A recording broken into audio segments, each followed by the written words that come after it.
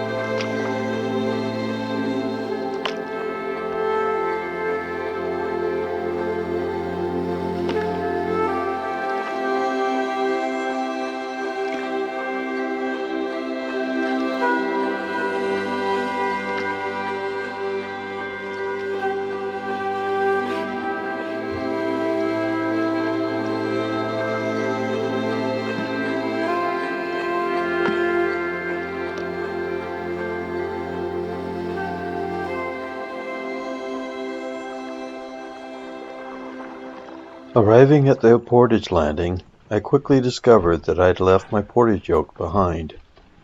I figured out that it was back in my garage in Ely.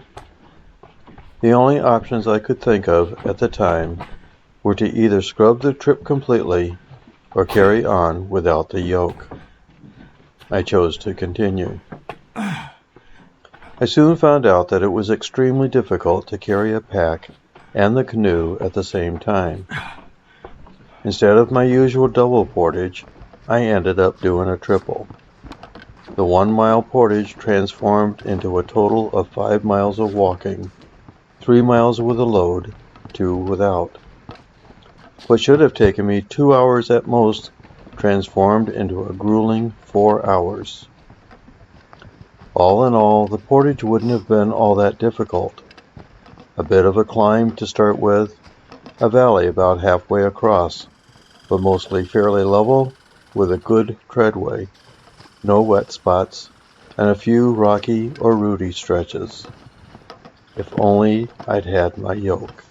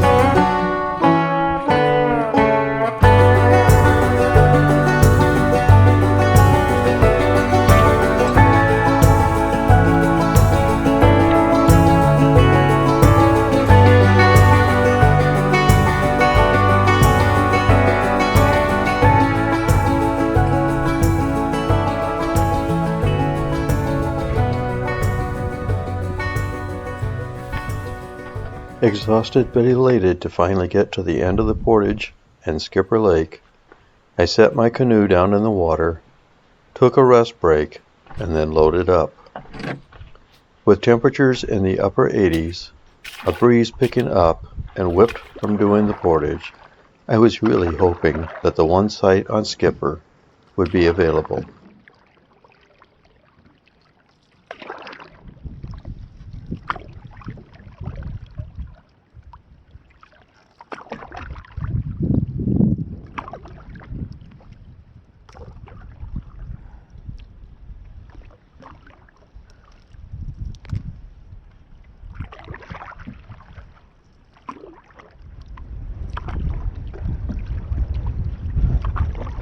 You can imagine my disappointment then, when I rounded a point and saw canoes tied up at the campsite landing. It turned out all right though. It was a party of 3 just stopping for a lunch break before tackling the mile-long portage. I'm on Skipper Lake in the Boundary Waters. Day 1 of a 2-week trip. Not sure exactly how many days, but roughly 2 weeks. Entered on Poplar Lake this morning and took a short paddle to a mile-long portage. That brought me here to Skipper Lake.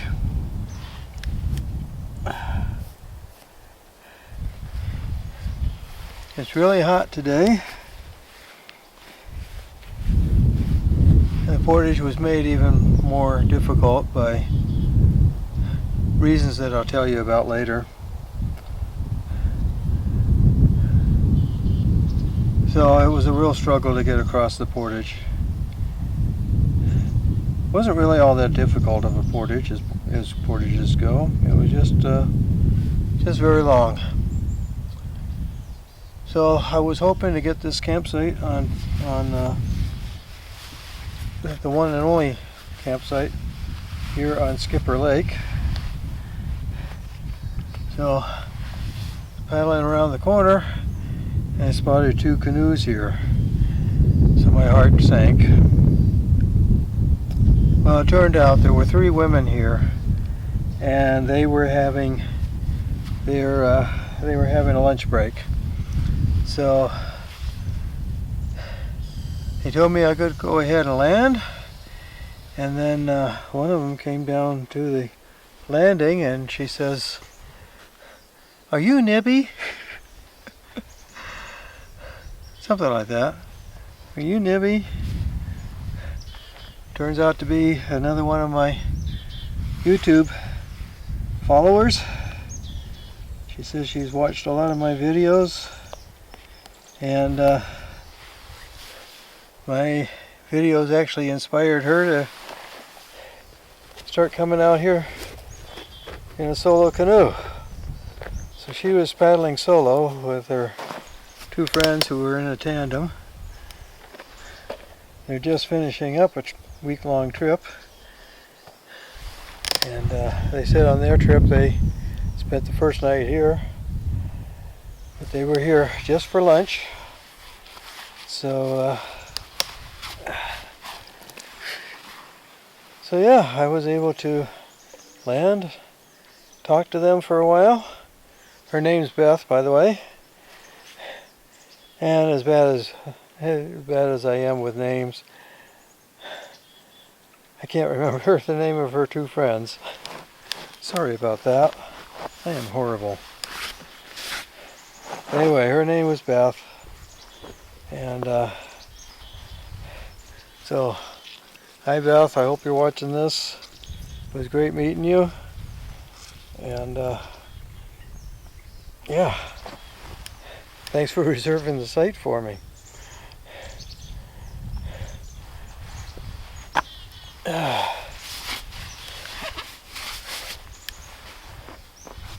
So, like I said, it's hot today. This is the one and only campsite on Skipper Lake. And so just after they left, I set up my chair, had lunch. Now I'm getting my, as you can see, I'm getting my shoes changed.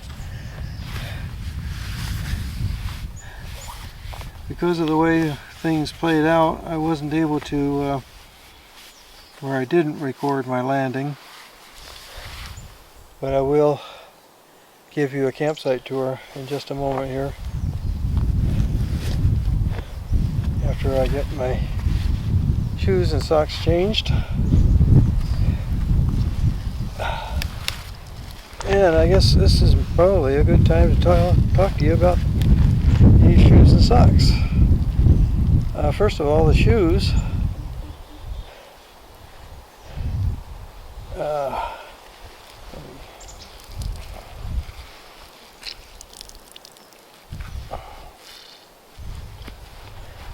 The shoes are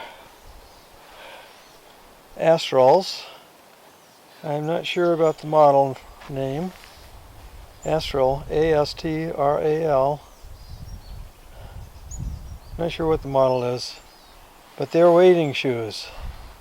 They're set up, they've got holes on the sides, they have holes on the front, so they are made to wade, but then when you're walking, they pump out the water real quickly. Bought them, probably at the beginning of July was when I bought them, and I started wearing them when I went for my walks to get them broken in. I found out real quickly they didn't need to be broken in. They were just fine on the walks I was taking, 4-mile walks. No problem with them right from the get-go. They fit very nicely. They seem to be sized a little bit small. I generally wear a 9.5 shoe, and these are 10s, and they're definitely not big. Of course, I couldn't find a 9.5. I found a 9 and I found a 10. The 9s were definitely too small, but yeah, these are just fine. They have a really nice grippy sole on them. I've had no problem yet with any kind of slippage with them, and they're also made to be quick drying. So unlike a lot of waterproof boots that seem to take forever and a day to dry out, these should dry pretty quickly, although I haven't put them to the test yet. But they just seem to be that kind of material that should dry real fast. Then my socks, I discovered, of course I used the house in Ely as my jumping off point for this trip. So I brought a whole bunch of stuff up from Rochester. But I discovered when I was packing that I did not have enough pairs of socks to bring along on this trip. So I went out sock shopping yesterday. Easy for me to say. And at the same place I got the boots, actually, at Spirit of the Wilderness Outfitters, I got a pair of these what do you call them, sealskin socks or something like that. Anyway, they're waterproof. Of course, I went in over the top of them, so they ceased to be waterproof at that point. I'm not really sure I like them. They haven't been real comfortable for me as I've been going across the portages.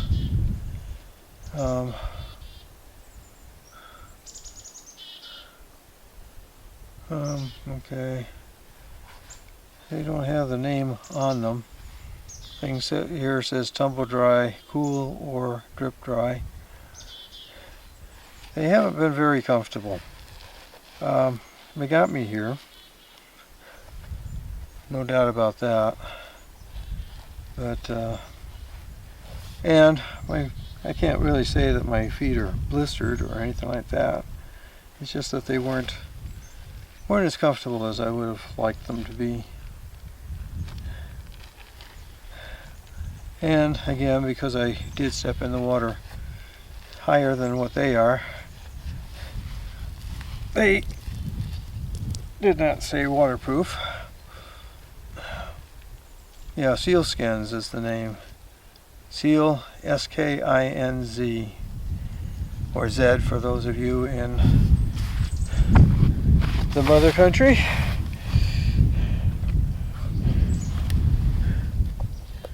So yeah, shoes are great.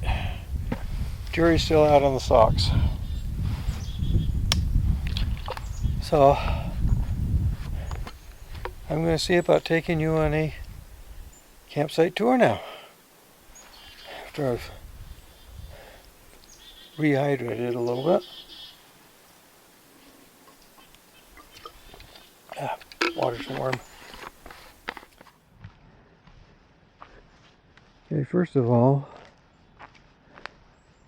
the landing is down here.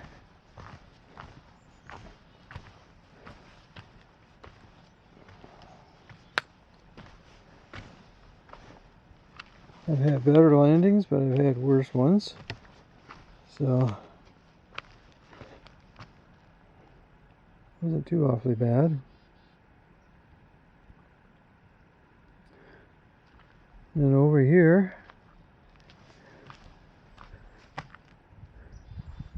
is a good place to store the canoe. Beth and her friends helped me. They helped me unload the canoe, and they helped me get my stuff,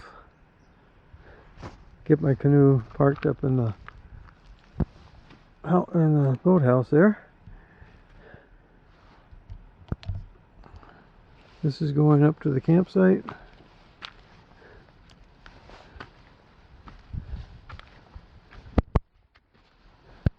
It was quite windy when I came here, but wind has died right down now. There's this nice slab of rock here.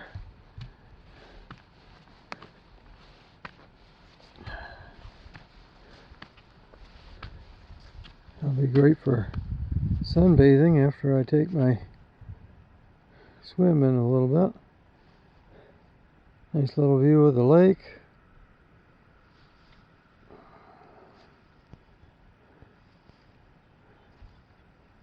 Take you around slowly. Now here's the kitchen area up here.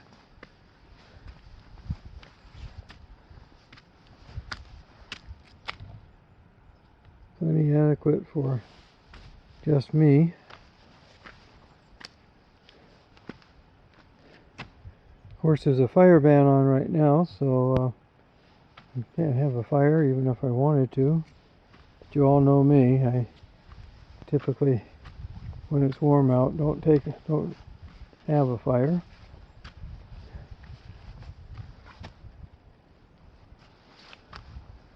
Yeah.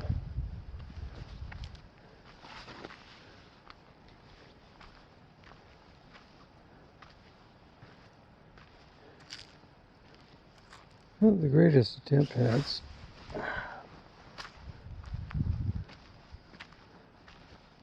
They're either rocky or tilted.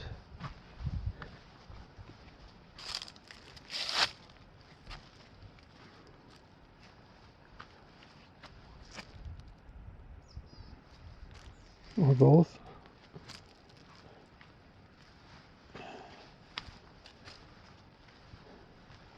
Oh well, I'll figure something out. This looks like the latrine trail here.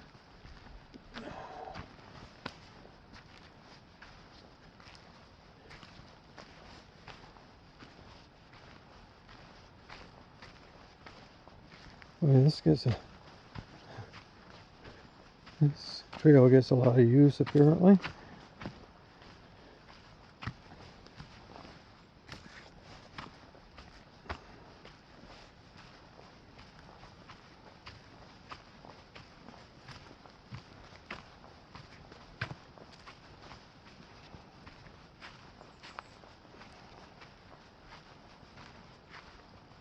And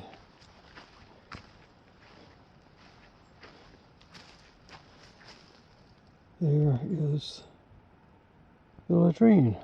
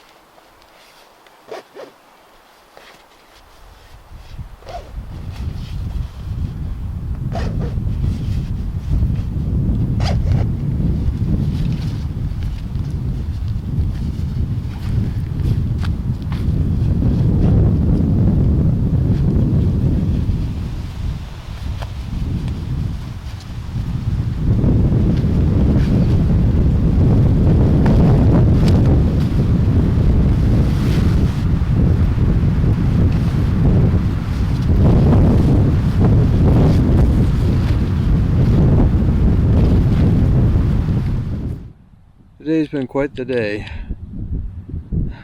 The day of forgotten items. First of all, I got the canoe down to the landing and and then I got everything out of the car. I thought I did. And then I took the car up to where it gets to the parking lot. And there's a fair distance between the parking lot and the landing. So I started loading the canoe up, and I discovered that the 3 slats that I use to keep the camera bag from sitting in the bilge water, I had forgotten to take those out of the car. So I went trudging up to the car. I got the 3 slats. I went back down and finished loading the canoe, got ready to push off, and discovered I didn't have paddles or a life jacket. So back up to the car again, get the paddles and the life jacket, and then back down to the landing. And then I pushed off from the landing and started my trip. Got to the first portage and discovered I didn't have my portage yoke. And I couldn't remember whether that was actually in the car, in the house at Ely, or in the house in Rochester. So it was a long, tough portage, and I had no choice but to carry on without a portage yoke. After thinking about it afterwards, I'm pretty sure that the portage yoke is at the house in Ely. I had taken it up there from Rochester on Tuesday, and I put it in the garage, and then Wednesday I did all my packing and all the rest of it, and I forgot that I had put that in the garage, and I didn't check to make sure I had it in the car. So I'm doing this 2-week trip without a portage yoke, and it was murder coming across that 320 rod portage today. Yeah, just murder. I'm gonna have to see if I can figure out something I can do differently, but it was not fun, so that slowed me down. Thankfully, I found this nice site open on Skipper Lake, the only site on Skipper Lake. And like I said in a previous video, previously, there were 3 women here when I got here. Turned out they were having lunch, so they helped me get my gear out of my canoe, and then we talked for a while, and then they went on their way.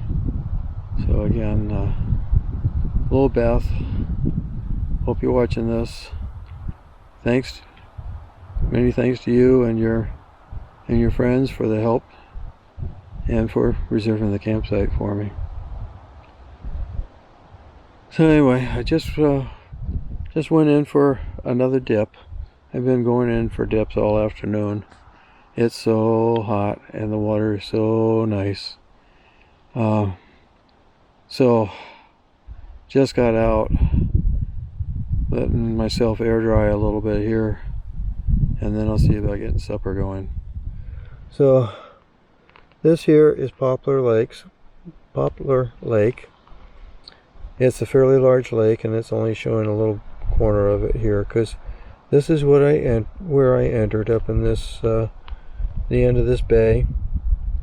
Parking lot was up the hill from the landing. So all I did was I paddled around this point and found the start of the portage. The landing looked like it probably is better in higher water. Of course, the water is all low right now. But so this is where I discovered that I didn't have my yoke. And this is a 320 rod portage. Again, a rod is 16.5 feet long. 320 rods is a mile. The portage actually wasn't all that bad, other than the length. There was kind of a steep up to start with, and then there was a dip over where this creek is, and then back up again, and then out to Skipper Lake. There were some rocky and rooty areas. There were a couple of areas that they'd put boardwalk across.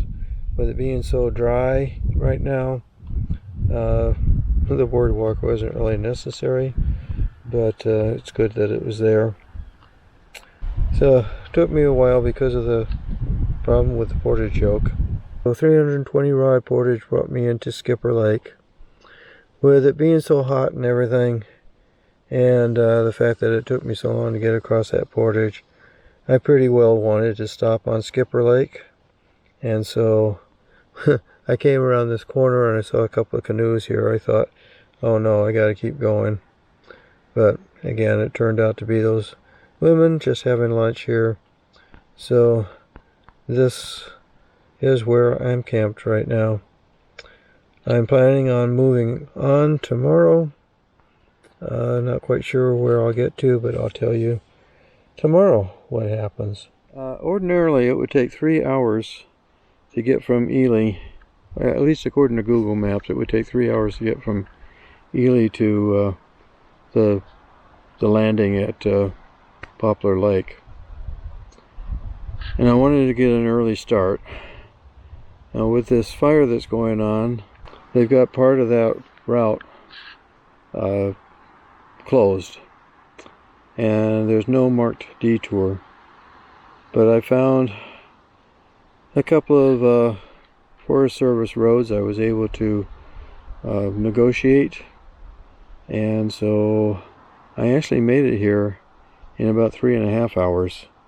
So I left the house just after 3, and I got here about 6:30 or so.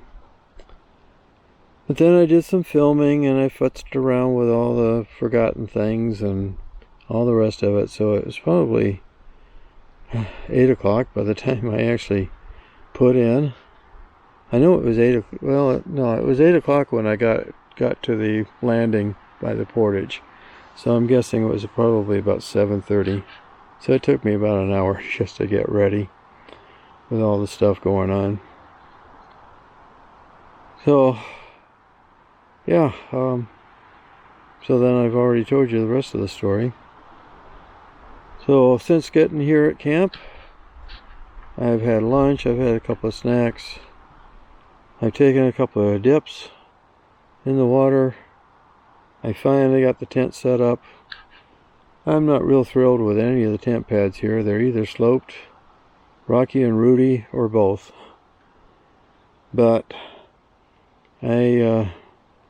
after some debate, I finally figured out which one I wanted. So, yeah, that's what I have right now. I'm only planning on spending one night here. And by the way, it's not supposed to rain tonight, so I decided to take a little bit of a risk and not put the rain fly on the tent. So we'll see how that works out. I don't think there's going to be much of a dew either. It is so dry. It has been so dry this summer. Just ridiculously dry and hot. I mean, in Ely today, it was 92 degrees. I think it was cooler, a little bit cooler, only in the upper 80s here. And thankfully, tomorrow is supposed to be like the lower 80s, and then after that, there's supposed to be a few days in the 70s. Now we do have a chance tomorrow night of some severe thunderstorms.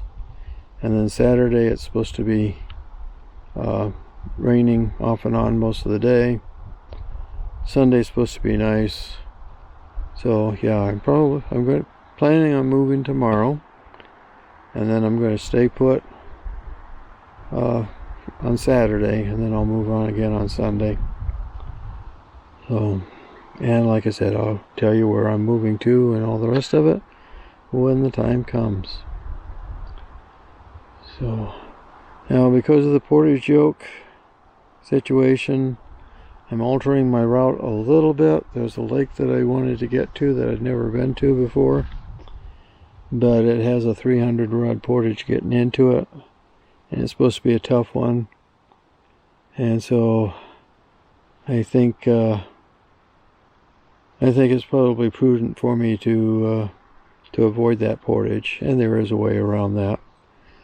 Unfortunately, via lakes that I've already been to, but that's okay. They're nice lakes. At one point in the trip, I'm going to kind of intersect with the trip from last year. And so, anyway, I'm just kind of waffling now. So, I think I'll turn you off and see about getting supper going.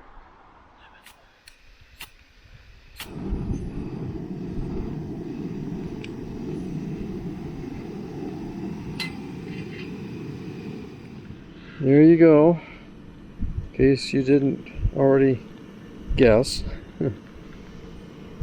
Mountain House beef stroganoff with noodles is the entree of choice tonight. I should have mentioned earlier that today is Thursday, August 19th, 2021. Exactly 3 months since Sam crossed the Rainbow Bridge. I know I'm going to miss him a lot on this trip. For 12 years he took almost every trip with me during the summer. He did miss out on, I think it was 2017, the trip where I ended up getting my having my shin splint. But yeah, it really feels strange to be out here without him. But on the other hand, it feels nice to be out here again.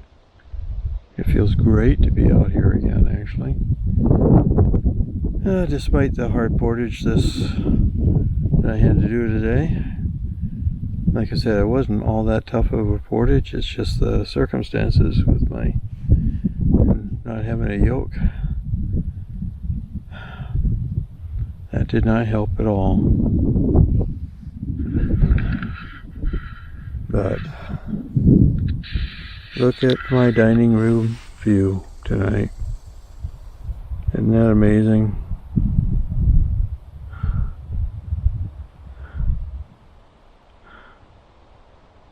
I am so happy to be out here. I really am. Even with the high temps, with the wind, and the other problems. It's good to be back.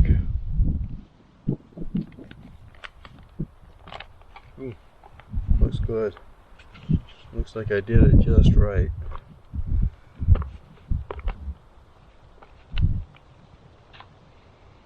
Oh, yeah.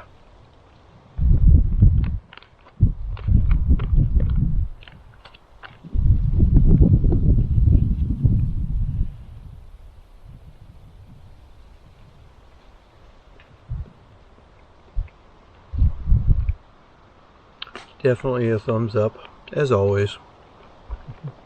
Did you expect anything else? Well, good. It had been a long and eventful day. I cleaned up my supper things, put my food away, and headed to the tent for a well-deserved good night's rest.